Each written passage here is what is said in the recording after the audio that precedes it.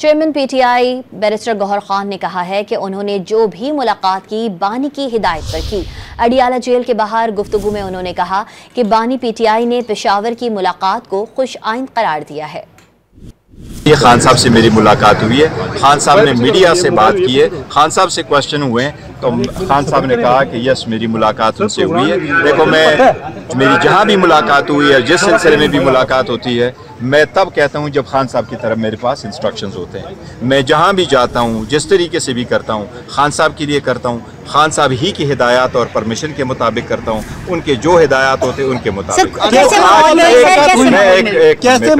मैं कंप्लीट कर लो प्लीज। तो खान साहब ही ने उनको कहा है, जर्नलिस्टों से बात करके खान साहब ने कहा कि यस मुलाकात हुई है। खान साहब ने कहा कि ये बहुत खुशाइंद है, बातचीत मुल्क के इस्तेहकाम के लिए ज़रूरी है।